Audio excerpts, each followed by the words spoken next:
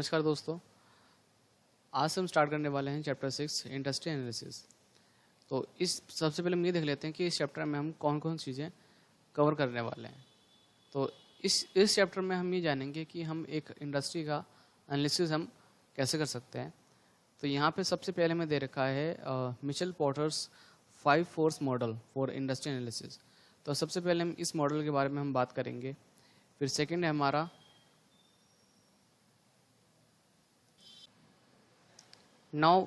फिर हमारा यहाँ पे सेकंड मॉडल है हमारा political, economic, social, culture, technological, legal and BCG analysis यानी Boston consulting group analysis.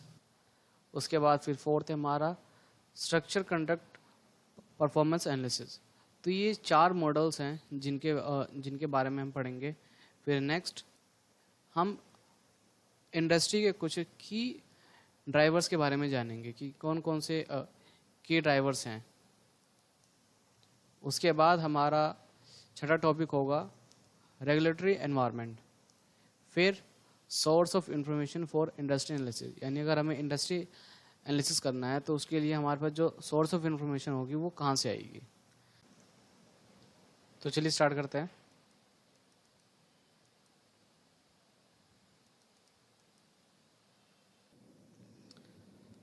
Porter's 5 force model for industry analysis.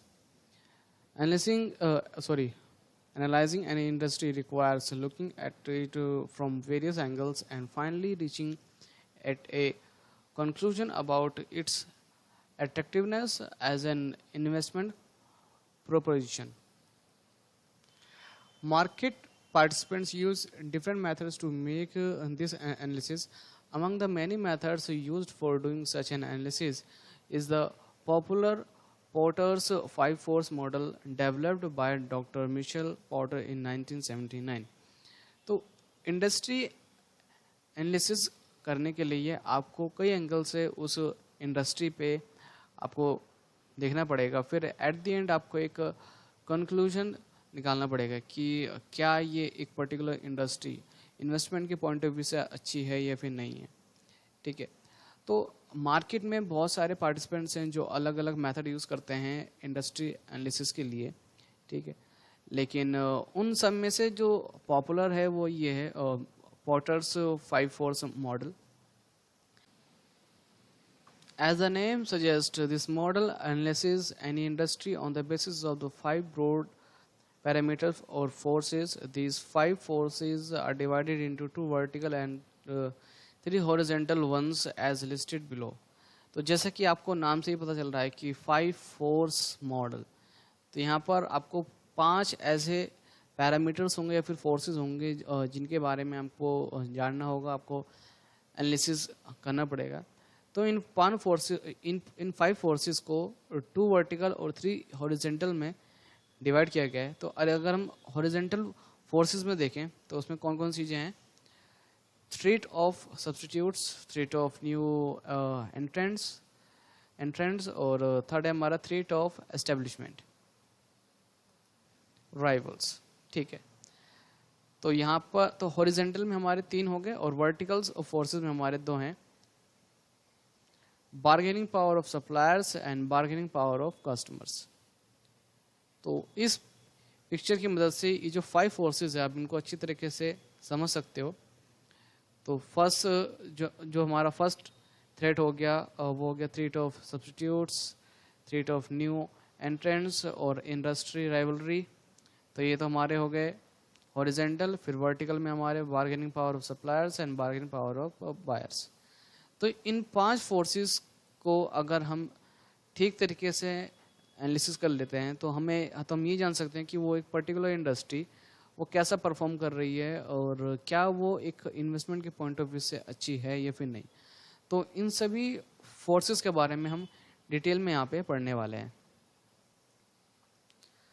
Some industries have structure wherein these forces make it very difficult for the businesses to earn significant profit for the owners. तो कुछ ऐसी industries हैं जहाँ पर ये जो forces हैं उतना कारगर नहीं है, मतलब ये उतना आपको एक पॉइंट ऑफ व्यू नहीं दे पाएंगे या फिर एक इन्फॉर्मेशन आपको नहीं दे पाएंगे. For example, either or all or a combination of some of these forces in industry like aviation, telecom, retail, textile, sugar, power, etc., end up keeping profits low for companies in these structures. Such structures are termed as unattractive ones by model from owner's perspective. तो ये कुछ ऐसे sectors हैं जहाँ पर अगर आप ये मॉडल यूज़ करते हो तो हो सकता है वो आपको उतने वो इंडस्ट्री आपको उतनी attractive ना लगे. On the other hand, industry like education, FMCG, healthcare, and IT enjoy huge margins over long periods of time as the forces are not so strong there. Such sectors are termed as attractive by model of shareholders. तो ये कुछ ऐसे sectors हैं जहाँ पर अगर आप potter's 5 force model अगर आप यूज़ करते हो तो वहाँ पर आपको वहाँ पर आपको लगेगा कि हाँ कि ये थोड़ा सा एक अट्रैक्टिव इंडस्ट्री है. तो जैसे कि आप नाम से देख सकते हो एजुकेशन, एफएमसीजी, हेल्थ केयर, तो कुछ ऐसी इंडस्ट्रीज़ हैं जो जहाँ पर ये 12 महीने इनकी सेल होती रहती है और यहाँ पर प्रॉफिट भी आपको देखने को मिलता है अच्छा खासा. और ये ऐसे बिजनेसेस हैं जो कि इमरजेंसी के टाइम पर भी अगर देखें तो कुछ सेक्टर ऐसे हैं जो मतलब चलेंगे, जैसे हेल्थ केयर सेक्टर हो गया, FMCG हो गया और IT sectors. Two of Warren Buffett's quotes in the context of industry structure are pertinent here. तो वॉरेन बफेट के यहाँ पे 2 quotes हैं जो मैं पढ़ने वाला हूँ जो आपको थोड़ा सा और डीप इंफॉर्मेशन देंगे. When a management with a reputation for brilliance tackles a business with a reputation for bad economics, it is the reputation of the business that remains intact. Should you find yourself in a chronically leaking boat, energy devoted to changing vessels is like to be more productive than energy devoted to patching leaks. Mr. Buffett, through these 2 quotes, is clearly indicating that if economics of the business is bad, a great management may not be able to bring anything substantial and an investor would be better off shifting his investments to different industry. तो mister Buffett इन 2 quotes की मदद से ये कहना चाहते हैं कि अगर एक इकोनॉमी अगर बुरी है, ठीक है, अगर इकोनॉमी अगर अच्छे से परफॉर्म नहीं कर रही है, ठीक है, तो एक अच्छा मैनेजमेंट भी एक बिजनेस में कुछ अच्छा लेके नहीं आ पाएगा. ठीक है, तो एक इन्वेस्टर के पॉइंट ऑफ व्यू से देखा जाए तो अगर आप अपनी इन्वेस्टमेंट कहीं और पे इन्वेस्ट लगाएं, मतलब कहीं और पे इन्वेस्ट करें, तो वो आपके लिए कुछ ज़्यादा ही बेटर होगा.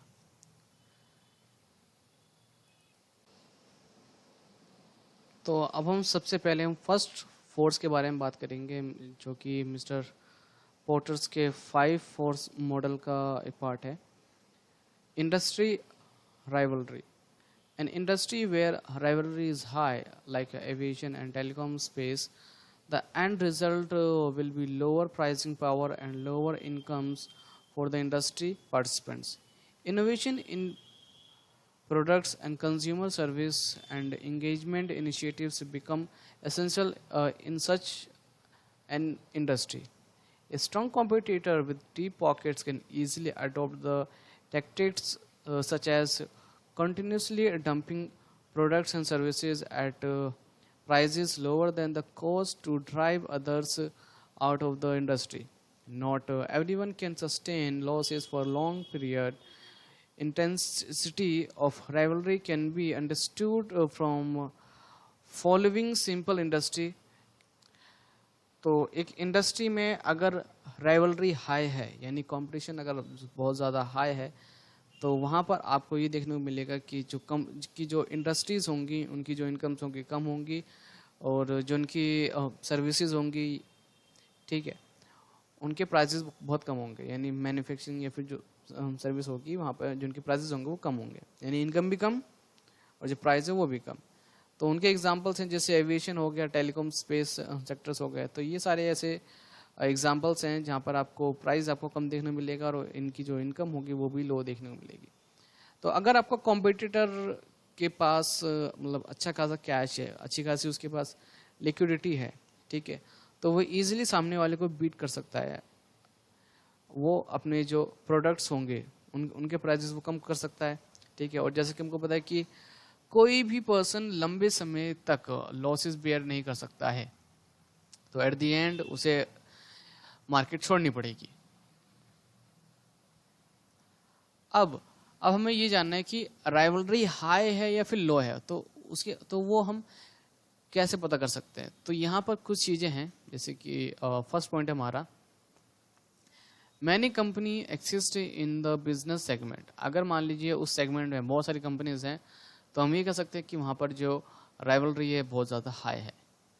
Similar product services being offered by participants with little और नो डिफ्रेंसिएशन। अब मान लीजिए अब कंपनीज बहुत सारी हैं और वो सिमिलर प्रोडक्ट्स दे रही हैं, या प्रोडक्ट्स या फिर सर्विसेज दे रही हैं, और उनमें कुछ भी मतलब डिफरेंस नहीं है, फिर थोड़ा बहुत ही सिर्फ डिफरेंस है, तो यहाँ पर तो हम ये कह सकते हैं कि हाँ, कि वहाँ पर भी राइवलरी। और थर्ड पॉइंट है हमारा, every industry participant tries to attract customers with similar strategies, lower prices और longer credits। तो हर इंडस्ट्री में अगर आप देखोगे तो जो इंडस्ट्री पार्टिसिपेंट्स होंगे वो ट्राई करेंगे कि वो कस्टमर को अट्रैक्ट करें। कैसे? तो उनकी जो स्ट्रैटेजी होगी वो क्या होगी, या तो वो प्राइस कम रखें या फिर उनको लंबे समय के लिए वो क्रेडिट फैसिलिटी वो प्रोवाइड कराएं अपने कस्टमर्स को। उसके बाद है हमारा फोर्थ पॉइंट है, switching cost of for customers from one product service to another is low और नील। तो यहाँ पर इसका मतलब ये है कि सपोज दैट अगर आप कोई प्रोडक्ट बाय कर रहे हो और मार्केट में अगर सेम प्रोडक्ट आपको मिल रहा है उसी प्राइस पे, तो सिंपल बात है, आप हो सकता है आप स्विच ना करो। तो वहाँ पर आप स्विच करोगे उसके टेस्ट के बेसिस पे। एग्जाम्पल के तौर पे मान लीजिए जैसे आप मार्केट में जाते हो तो आपके पास लिम्का है, कोका कोला है, थम्स अप है, ठीक है। अगर उनके प्राइस सिमिलर है तो आप जो टेस्ट है आप वो प्रेफर करोगे। और अगर मान लीजिए प्राइस में अगर थोड़ा बहुत अगर डिफरेंस है, ठीक है, और आपको टेस्ट से मतलब नहीं, आपको प्राइस से मतलब है, तो जहाँ पर आपको थोड़ा बहुत आपको प्राइस कम मिलेगा आप वहाँ पे स्विच कर जाओगे। तो अगर राइवलरी हाई है तो वहाँ पर आपको जो प्राइजेस है वो भी थोड़ा बहुत मिल सकता है, ऊपर नीचे हो या फिर ना के बराबर हो। और फिफ्थ पॉइंट है हमारा, if industry rivalry is strong, businesses in industry will go through frequent phases of low revenues and profitability. The telecom industry in India in a case to point where a number of players in each telecom circle try to garner market share by offering competitive plans. The high prepaid component in the revenue of all telecom players means that the price sensitive subscribers would easily migrate to lower priced offerings of competitors. It is relevant to the quote Mr. Charlie Munger, partner at Berkshire Hathaway, here, if only basis of competition in an industry is pricing, it is a self-defeating business. तो अगर मान लीजिए किसी industry में rivalry अगर strong है तो वहाँ पर जो इंडस्ट्रीज होंगी तो उनको लो रेवेन्यू और लो प्रॉफिटेबिलिटी वहाँ पर आपको देखने को मिलेगी। तो यहाँ पर क्या होगा कि अलग अलग जो इंडस्ट्रीज होती हैं वहाँ पर आप देखोगे जो पार्टिसिपेंट्स हैं वो ट्राई करते हैं कि वो ज़्यादा से ज़्यादा जो मार्केट है वो मार्केट शेयर है वो कवर करने की कोशिश करते हैं, और वहाँ पे वो जो कस्टमर है उसको अलग अलग ऑफ़र प्रोवाइड करते हैं और कम से कम कॉस्ट पे। तो जैसे कि चार्ली मंगर जो कि वॉरेन बफेट के फ्रेंड हैं और बिजनेस पार्टनर भी हैं, तो उनका ये कहना है कि अगर आपका बिजनेस सिर्फ प्राइस के बेसिस पे कॉम्पिटिट कर रहा है तो इसका मतलब ये है कि आप सिर्फ it is a self defeating business only. तो एक इंडस्ट्री में आपको ये भी देखना ज़रूरी है कि जो कंपटीशन है वो किस बेसिस पे चल रहा है वहाँ पर। So, how can a company in a competition-intensive industry still deliver good returns to its shareholders? Answer lies in a aggressive innovation internally as well as externally, better and efficient operations resulting in lesser working capital requirement. Faster turnaround times, lesser cost of capital are some of the things which the company has to do internally. On the external side, launching differentiating products, creating and nurturing strong brands, positioning its products, services uniquely are what the company can do to break out of the clutter. For example, Micromax, a cellular device company in India, managed to garner a 10% market share in just 3 years of launch by forcing on special features at competitive prices. तो अब यहाँ पे question ये है कि एक company कैसे अपने आप को इंडस्ट्री में आगे लेके जा सकती है. तो वहाँ पे जो उसका कॉम्पिटिटिव एडवांटेज है वो थोड़ा सा अलग होना चाहिए. जैसे कि कंपनी को इनोवेशन पे फोकस करना ज़रूरी है, चाहे वो इंटरनली हो चाहे वो एक्सटर्नली हो, ठीक है. और वहाँ पर उसको एफिशिएंट ऑपरेशंस करना ज़रूरी है, वर्किंग कैपिटल पे फोकस करना ज़रूरी है, और जल्दी मतलब उनके पास एक बेटर प्लान होना चाहिए. तो इंटरनली यहाँ पर एक एग्जांपल दे रखा है, जैसे कि ledger cost of capital are some of the things which company has to do internally. तो कॉस्ट ऑफ कैपिटल पे भी जो कंपनी जो है वो फोकस कर सकती है.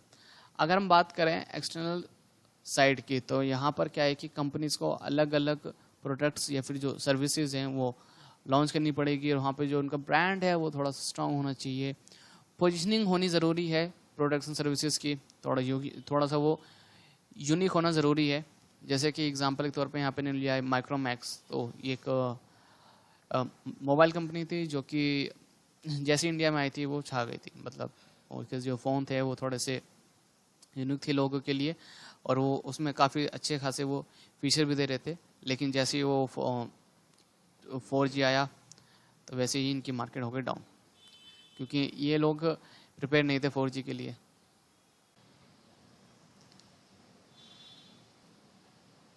तो यहाँ पे सेकेंड फोर्थ से हमारा 3 top substitutes.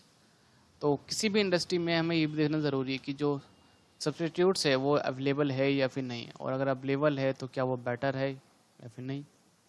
Industries go through significant changes from time to time. Telecom does not exist anymore as short messaging service emerged as cheaper and easier alternative with significant accessibility. Cement pipes industry lost its relevance to steel and plastic pipes. Typewriters got substituted by computers totally. iPods, mobiles, etc. have rendered and two-in-one's lines a think of the past. The most famous example is how the digital photography completely destroyed the film-based model followed by Kodak. While first digital camera was invented by Kodak engineers to protect their existing business, the company did not move to that. As innovations happen, existing products become irrelevant. This is called threat of. तो जैसे यहाँ पे example दे रखा है कि telecom अब exist नहीं करता है. यानी कि पहले क्या होता था कि पहले लोग टेलीकॉम की मदद से वो जो मैसेज वगैरह होते थे वो भेजते थे, लेकिन अब जो SMS सर्विस है वो आ गई है. फिर अब धीरे धीरे करके व्हाट्सअप और भी बहुत सारी चीज़ें हैं जो कि मार्केट में अवेलेबल हैं. तो इससे क्या हुआ कि जो SMS भेजना है वो थोड़ा सा चीपर हो गया, और थोड़ा सा और यहाँ पर कि यहाँ पे आपका जो मैसेज है बहुत जल्दी पहुँच जाता है. और जैसे कि सीमेंट पाइप्स हैं, पहले सीमेंट पाइप्स का यूज़ होता था, लेकिन अब स्टील और प्लास्टिक की पाइप्स आ गई.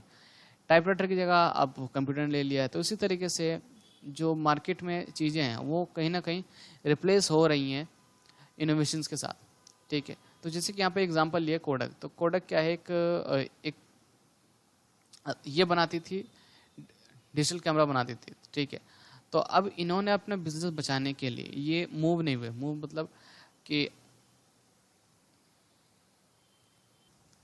मार्केट में ऑलरेडी नए कैमरास आ चुके थे. पहले क्या होता था कि पहले आपको रोल वगैरह और बहुत सारी चीज़ें होती थी जो उसके अंदर आपको फिट करना होता था, और थोड़ा सा वो कॉस्टली पड़ता है लोगों को. लेकिन फिर धीरे धीरे क्या हुआ कि वो पूरा ही चेंज हो गया। तो अगर कोडक कंपनी अगर इनोवेशन ठीक से दिखाती और वो मूव करने की कोशिश करती तो आज वो शायद मार्केट में अवेलेबल होती। तो इसी चीज़ को हम बोलते हैं थ्रेट ऑफ सब्स्टिट्यूट्स। तो जब भी आप किसी इंडस्ट्री का एनालिसिस कर रहे हो या फिर आप किसी कंपनी का एनालिसिस कर रहे हो तो वहाँ पर आपको सब्स्टिट्यूट देखना भी बहुत ज़रूरी है। अगर सब्स्टिट्यूट अगर स्ट्रॉन्ग है तो यहाँ पर एक खतरे की घंटी है आपके लिए। The ability of an industry and the ability of an industry and company to foresee changes and to adapt to them early will define their success. Unfortunately, Kodak did not see the threat and subsequently filed for bankruptcy.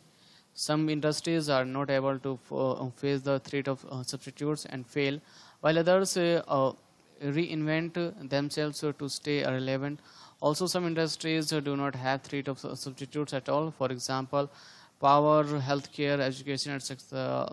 There could be different modes of servicing customers at different times, but these products services will never be.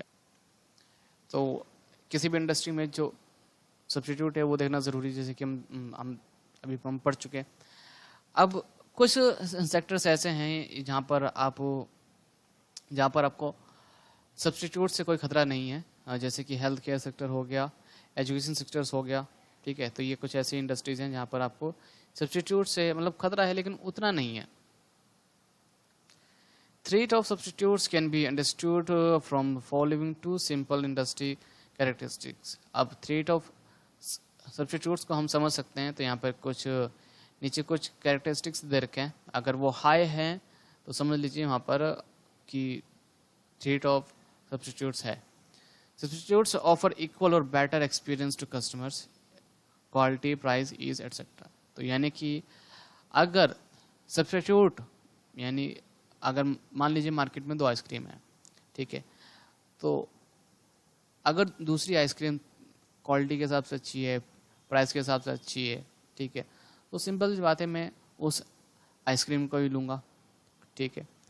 तो यहाँ पर आपको ये भी देखना ज़रूरी है कि क्वालिटी कैसी है सब्स्टिट्यूट की, उसका प्राइस कैसा है और क्या वो इजी टू यूज़ है या फिर नहीं। Switching cost for customers from one product or service to another is low or nil. अब अगर मान लीजिए एक आइसक्रीम है 10 रुपये की, दूसरी का आइसक्रीम है 12 रुपये की, और 12 रुपये लिए जो आइसक्रीम है उसकी उसकी क्वालिटी थोड़ी अच्छी है, ठीक है, मतलब टेस्ट में अच्छी है, ठीक है। तो यहाँ पर अगर देखो जो कॉस्ट है वो सिर्फ 2 रुपये की है, तो कस्टमर को मूव करने में ज़्यादा प्रॉब्लम नहीं होगी। तो यहाँ पर आपको ये भी देखना ज़रूरी है कि जो कॉस्ट ऑफ कस्टमर है, मतलब जो मूव करने की जो कॉस्ट है वो कम है भी नहीं। अगर ज़्यादा है तो हम कह सकते हैं कि हाँ कि वहाँ पे थोड़ा मतलब उतना खर्चा नहीं है, मतलब उतना हमारे लिए दिक्कत वाली बात नहीं है। Sometimes substitutes may take long time to replace the existing business. For example, solar products while are cheaper at operating level need capex to begin with and that becomes deterrent for customers. So is the case with LED lights. As technology evolves and new products become cheaper, more and more customers shift to them, posing higher threat to the existence of traditional business. तो कई बार क्या होता है कि जो substitutes हैं वो काफ़ी लंबा टाइम ले लेते हैं चीज़ों को रिप्लेस करने में। जैसे पहले ज़्यादातर लोग कंप्यूटर प्रेफर करते थे, लेकिन अब क्या है कि जैसे ही लैपटॉप आया तो उन लोगों ने देखा कि हाँ कि लैपटॉप थोड़ा सा इजी टू यूज़ है, उसको आप अच्छी तरीके से आप कैरी कर सकते हो, तो लेकिन लैपटॉप ने थोड़ा सा टाइम लिया, ठीक है। और भी से बहुत सारी चीज़ें हैं। नाउ थर्ड फोर्स है हमारा बार्गेनिंग पावर ऑफ बायर्स।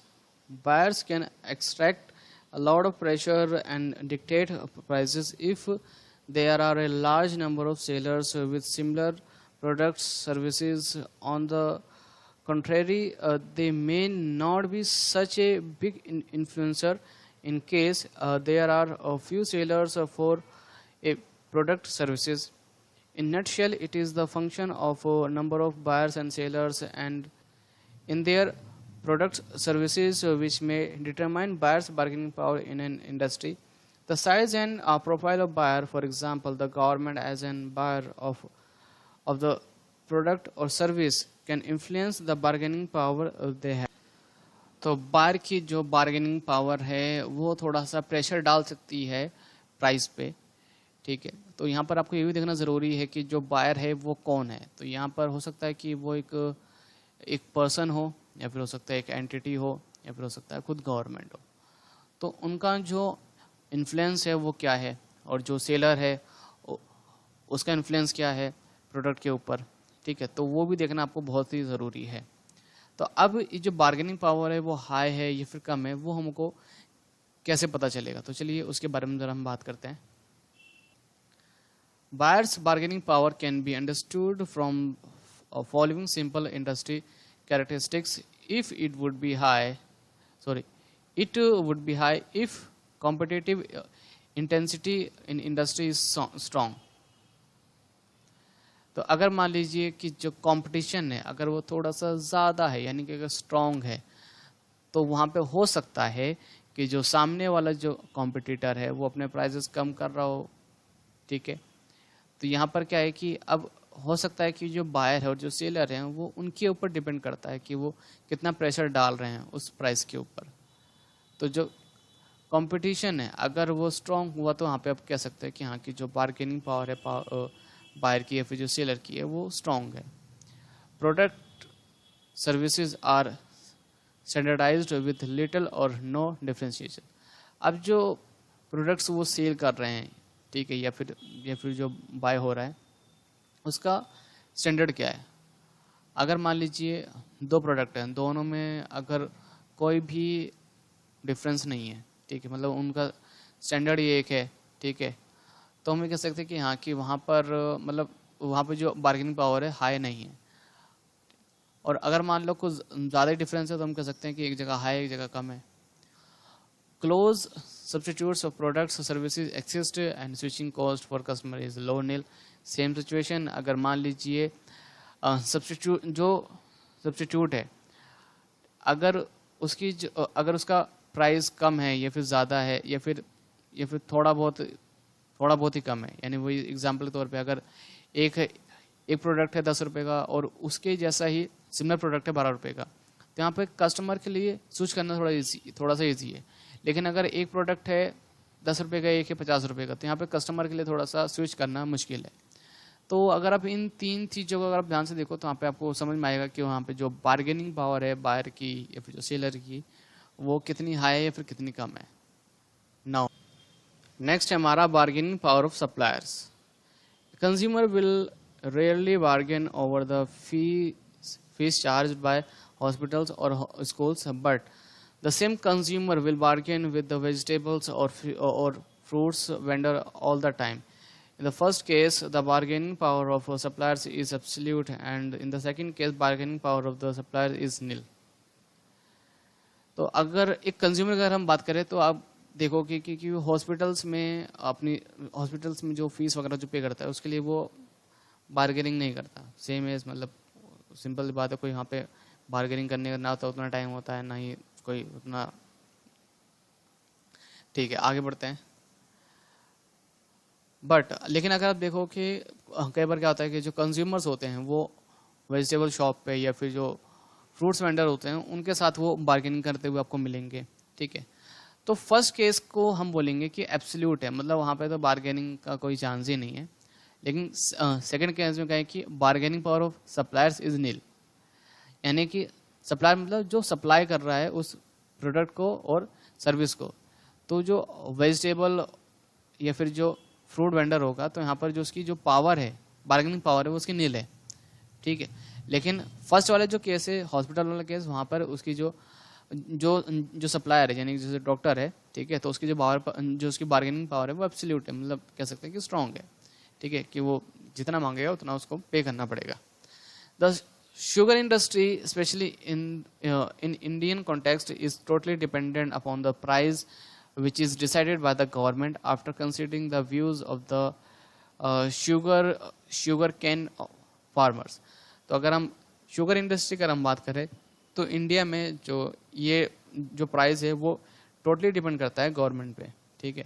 तो पहले वो देखेंगे कि जो शुगर कैन है यानी कि जो गन्ना है, ठीक है, वो किस मतलब उसकी जो प्रोडक्शन है वो कैसी हुई है और कितनी कॉस्ट उसमें लगी है। So the input cost of the raw material depends upon the price which the suppliers demand. In this case suppliers have a strong bargaining power. तो यहाँ पे भी हम कह सकते हैं कि यहाँ पर ही जो गन्ने का जो एग्जांपल है कि यहाँ पर जो फार्मर्स है तो वहाँ पर जो बार्गेनिंग पावर सप्लायर की वो थोड़ी सी हाई है। Similarly, suppliers of the essential commodity crude oil is virtually controlled by a few organizations of petroleum exporting countries through adjustment of the outputs to maintain the price levels they desire. In a sense, we may say OPEC has pricing power on oil. तो जैसे कि यहाँ पर अगर हम बात करें जैसे कमोडिटी या फिर क्रूड ऑयल है, तो यहाँ पर इनके जो प्राइजेस हैं वो डिपेंड करते हैं कि वो जो उनकी जो ऑर्गेनाइजेशंस हैं जैसे कि OPEC यानी organisations of petroleum exporting countries, तो ये उनके हाथ में है। अब वो जितना प्राइस बोलेंगे उतना हमको पे करना पड़ेगा, ये हमारी मजबूरी है, क्या करें, सारे कुएं तो उनके पास हैं, ठीक है। तो यहाँ पे हम कह सकते हैं कि जो बार्गेनिंग पावर है सप्लायर की वो थोड़ी सी हाई है। तो अब किसी भी इंडस्ट्री में बार्गेनिंग पावर सप्लायर की हाई है या फिर कम है वो हमें कैसे पता चलेगा, तो यहाँ पे हम चलिए उसके बारे में थोड़ा बात करते हैं। Suppliers bargaining power can be understood from the following simple industry characteristics. It would be high. अब यहाँ पर अगर ये जो चीज़ें नंबर जो नीचे दी गई हैं अगर ये हाई हुई तो हम यहाँ पे कह सकते हैं कि हाँ कि वहाँ पर जो सप्लायर्स की जो बार्गेनिंग पावर है वो थोड़ी सी हाई है। The number of suppliers are limited and buyers are many. जो नंबर ऑफ सप्लायर्स हैं अगर वो कम है और बायर बहुत सारे हैं तो वहाँ पे कह सकते हैं कि जो बार्गेनिंग पावर है सप्लायर्स की वो थोड़ी ज़्यादा है। Supplier supply some critical inputs to buyers, या फिर जो सप्लायर है वो कुछ क्रिटिकल इनपुट्स देता है जैसे कि ऑयल वगैरह हो गया, तो वहाँ पे हम कह सकते हैं कि जो बार्गेनिंग पावर है सप्लायर की वो थोड़ी हाई है। Competitive intensity in industry is low with differentiation in products and services. अब जो कंपटीशन है इंडस्ट्री में वो कम है, किस वजह से, क्योंकि जो उनके प्रोडक्ट्स हैं और जो सर्विसेज हैं वो मतलब उनमें डिफरेंस है। तो हम वहाँ पे कह सकते हैं कि जो सप्लायर की जो बार्गेनिंग पावर है वो थोड़ी ज़्यादा है। जैसे एग्जांपल लेते हैं एप्पल का फ़ोन हो गया, ठीक है, तो मार्केट में बहुत सारे फ़ोन हैं लेकिन जो एप्पल है तो वहाँ पे उसमें काफ़ी डिफरेंस है बाकी मोबाइल से, तो इसीलिए क्या कहते हैं वो थोड़ा सा महंगा है और वहाँ पर हम ये कह सकते हैं कि एप्पल की जो बार्गेनिंग पावर है वो थोड़ी सी हाई है। Switching cost for the customer is high. अब जैसे फिर वही एग्जांपल, अब हर कोई तो एप्पल अफोर्ड नहीं कर सकता, तो यहाँ पर जो कस्टमर है वो चाह के भी स्विच नहीं कर पाएगा, तो हम ये कह सकते हैं कि जो यहाँ की जो एप्पल है उसकी जो बार्गेनिंग पावर है थोड़ी सी हाई है, तो यानी कि वो है सप्लायर, ठीक है। नाउ अब है हमारा सब last point, barriers to entry, threat of new entrants. तो ये थोड़ा सा इजी है, कह सकते हो आपके लिए है। लास्ट जो हमारा फोर्स है वो है बैरियर्स टू एंट्री यानी threat of new entrants. An industry which does not face the threat of new competitors coming in would be an attractive industry for investors owners. There could be several barriers to entry for new entrants in a business. Licensing required competence, skills, capital, distribution reach, brand loyalty of customers with the existing participants. This is what Warren Buffett calls as the moat. तो किसी भी industry में अगर वहाँ पर थोड़ा सा entry barrier है यानी कि उस इंडस्ट्री में घुसना थोड़ा मुश्किल है, तो वहाँ पर जो इन्वेस्टर्स हैं उनके लिए ये एक प्लस पॉइंट है, क्योंकि वहाँ पे अगर नए कॉम्पिटिटर नहीं आएंगे तो जो इंडस्ट्री जो ऑलरेडी जो उस इंडस्ट्री में जो कंपनीज हैं वो टिकी रहेंगी और वहाँ पर वो अच्छा खासा मार्जिन वो निकाल सकती हैं। तो ऐसे बिजनेसेस में हो सकता है वहाँ पे जो लाइसेंस हो उसकी ज़रूरत हो, जैसे कि टेलीकॉम सेक्टर है तो वहाँ पर आपको लाइसेंस लेना पड़ता है और भी बहुत सारी स्किल्स होती हैं जिसकी आपको रिक्वायरमेंट होती है, ठीक है। और या फिर हो सकता है कोई आईटी प्रोडक्ट हो या फिर कोई ऑयल एंड गैस ठीक है, क्योंकि इसके अंदर भी काफ़ी ज़्यादा कैपिटल लगती है। या फिर मान लीजिए कि एक कंपनी ऐसी है जिसकी ब्रांड लॉयल्टी है कस्टमर्स के साथ, ठीक है, मतलब एक ट्रस्ट जिसे कहते हैं, जैसे कि एप्पल है, ठीक है। तो इस चीज़ को वॉरेन बफेट जी ने बोला है the moat. He says in business I look for economic castles protected by unbreachable moats. This essentially means he looks for businesses with the high entry barriers. So such businesses will have pricing powers. तो यहाँ पे इनका कहने का मतलब ये है कि वॉरेन बफेट आमतौर पे ज़्यादातर ये देखते हैं कि उस बिजनेस में अगर एंट्री बैरियर थोड़ा सा हाई है तो वहाँ पर आपके लिए एक प्लस पॉइंट है। तो वहाँ पर अगर आपको वो शेयर अगर थोड़ा सा हाई प्राइस पे मिल रहा है, थोड़ा सा मतलब ज़्यादा प्राइस पे मिल रहा है, तो इट्स ओके। तो अब ये आपको कैसे पता चलेगा कि जो एंट्री बैरियर है थोड़ा हाई है फिर लो है? तो चलिए जरा वो पॉइंट्स भी हम देख लेते हैं। Entry barriers in an industry can be understood from the following simple industry characteristics. They would be high if there are lots of licensing requirement in the business. अगर मान लीजिए किसी बिजनेस में घुसने के लिए बहुत सारे लाइसेंस की ज़रूरत है, तो हम ये कह सकते हैं कि हाँ, कि वहाँ पर जो एंट्री बैरियर है थोड़ा सा हाई है। या फिर patents and copyrights prevents new entrants, ये फिर हो सकता है कि उस बिजनेस ने पैटेंट्स या फिर कॉपीराइट्स ले रखा हो, तो सिंपल बात है वहाँ पर आप एंट्री नहीं कर सकते। Huge investment in specialised assets pose a challenge, या फिर हो सकता है कि आपको बहुत ज़्यादा कैपिटल की ज़रूरत हो इस बिज़नेस के लिए, तो सिंपल बात है वहाँ पर भी आप एंट्री नहीं कर सकते हो। Strong brands, strong distribution network, ठीक है, तो ये भी प्रॉब्लम हो सकती है। अगर मान लीजिए कुछ ऐसे ब्रांड मार्केट में अवेलेबल हैं जिन पे कस्टमर्स ट्रस्ट करते हैं, तो वहाँ पर भी थोड़ा सा आपके लिए टिकना मुश्किल हो पाएगा, क्योंकि जो कस्टमर है वो जल्दी से स्विच करने वाला नहीं है। So based on the above discussion, attractive industry from shareholders perspective is one that has one or more the following silent features that create a profitable atmosphere for the business. Low competition, तो जैसे कि हमने ऊपर discuss करा सारे points को, तो उसके हिसाब से यहाँ पे हमारा कुछ कंक्लूजन निकला है कि कंपटीशन कम होना चाहिए, एंट्री बैरियर्स अगर हाई है तो अच्छी बात है। सप्लायर्स बार्गेनिंग पावर अगर थोड़ी सी वीक हो तो भी चलो चलेगा, और बार्गेनिंग पावर वीक है तो भी अच्छा है। और जो सब्स्टिट्यूट्स हैं अगर वो कम है तो हमारे लिए थोड़ा सा बेस्ट है। तो ये कुछ पॉइंट्स हैं जो आपको देखना ज़रूरी है अगर आप इन्वेस्टमेंट कर रहे हैं तो किसी बिजनेस में या फिर किसी इंडस्ट्री में। If an industry is having these features, it would have a strong pricing power and high profit margins and attractive investors. अगर ये सारे फीचर्स अगर आपको मिल जाते हैं तो वहाँ पर सिंपल बात है कि it would have strong pricing power, ठीक है, और वहाँ पर जो प्रॉफिट मार्जिन वो भी आपका थोड़ा ज़्यादा होगा और जो इन्वेस्टर्स हैं वो भी ज़्यादा अट्रैक्ट होंगे। For example, education is an industry in India where there is a ample demand and very little bargaining power of the students. तो यहाँ पर क्या है कि मतलब इंडिया में जो एजुकेशन इंडस्ट्री है वो थोड़ा सा वो आगे बढ़ रही है, और वहाँ पे और यहाँ पर ऐसा है कि मतलब जो स्टूडेंट्स हैं वो मुँह मांगा प्राइस आपको देने के लिए तैयार है। The industry is by and large protected from recession. Starting an education institute requires multiple permissions and quality institutions are a few. तो जैसे कि मैं बताया कि अगर मान लीजिए रिसेशन भी आता है तो यहाँ पर जो एजुकेशन सेक्टर है वहाँ पे थोड़ा सा उस पर जो इम्पैक्ट है वो बहुत ही कम देखने को मिलेगा, और यहाँ पर जो एंट्री बैरियर है वो भी थोड़ा हाई है। तो यहाँ पर एंट्री बैरियर हाई कैसे है, तो यहाँ पर हम ये जूम कर रहे हैं कि आप कोई यूनिवर्सिटी ओपन कर रहे हो या फिर कोई इंस्टीट्यूट मतलब काफ़ी अच्छे लेवल पे, ठीक है, तो वहाँ पर जो आपको लाइसेंस है वो उसकी भी ज़रूरत पड़ेगी। कंपटीशन बहुत कम है।